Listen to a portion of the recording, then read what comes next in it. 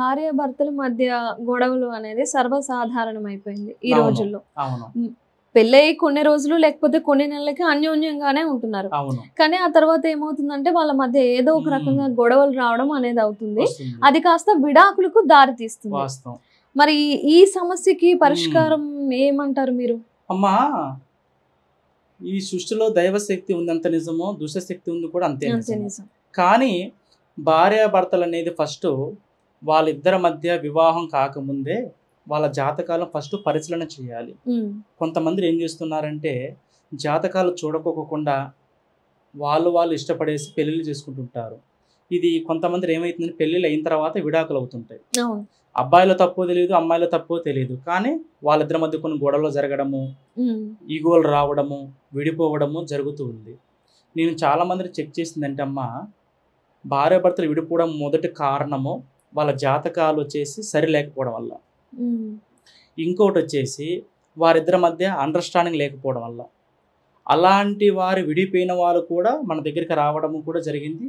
వారికి కూడా భార్యాభర్తలు అన్యోన్య దాంపత్యం ఉండడం కోసం మనం కొన్ని పరిహారాలను కూడా మనం చెప్తూ వస్తున్నాము. కానీ గురువుగారు ఇప్పుడు జాతకం అంటే అదే టైము అదే డేటు కరెక్ట్ గా తెలియాలి. అవును. ఇప్పుడు నేను ఉన్నాను, అవును. పొద్దున్న పుట్టాను ఎప్పుడో 4 నుంచి 6 మధ్యలో అని అంటారు. కానీ నాకు కరెక్ట్ టైం తెలియదు. వాస్తవం. ఆ నిమిషాలు మారిపోయినా సరే ఆ జాతకాలు ఆ గ్రహాలు మారిపోతూ ఉంటాయి కదా. మరి జాతకం ఎలా చూస్తారు? అమ్మా, మీరు చెప్పింది వచ్చేసి నిజము. పూర్వకాలంలో వచ్చేసి చాలా మందికి జాతకాలు అనేవి లేవు. ఇంకోటి వచ్చేసి వాళ్ళకి ఏం తెలియదు. వారికి కూడా హస్తరేఖ చూస్తాము.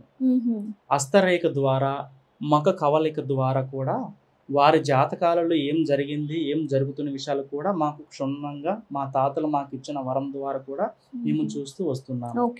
ఈ డేట్ ఆఫ్ బర్త్ లేని వారికి చెప్తాము, వాళ్ళ పేరు బలం మీద మేము చెప్తాము, వాళ్ళ రాశి నక్షత్రాల గోత్రాల మీద చెప్తాము. ప్రతి ఒక్కరికి అనేది జాతకమే ఉండాలనే రూల్స్ అయితే లేదు. ఉన్నవారికి మేము జ్యోతిషం చూస్తాము, చెప్తాము, లేని వారికి జ్యోతిషం చెప్తాము, చూస్తాము. కానీ ఏదున్నా కూడా మాకు అన్నీ తెలిసిపోతుంటాయి. జాతకాలే ఉంటేనే జ్యోతిషం చెప్పాలి అనే రూల్స్ అయితే ఏం లేదు. ఎటువంటి సమస్యలకైనా ఉన్నా లేకపోయినా కూడా మేము చెప్పేస్తూనే ఉంటాము. అది అమ్మవారు మాకు ఇచ్చిన ఒక వరం. ఈ సొసైటీలో కొంతమందిని చూడు, జాతకాలు ఉంటేనే జ్యోతిషం చెప్పేవాళ్ళు ఉన్నారు. అదే మరి జాతకం లేని వాళ్ళ పరిస్థితి ఏంది? వాళ్ళ సమస్యలకి